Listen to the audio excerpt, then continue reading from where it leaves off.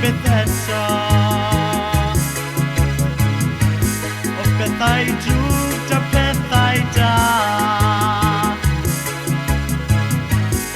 Dros amser bydd y bryw yn gwella, ond caled yw hyn ar y bryd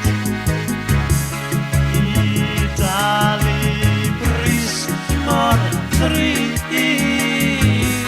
galwadau diri sy'n glymu neu'n rhannu o'r hyn mae'n ei garu. Dewis neu be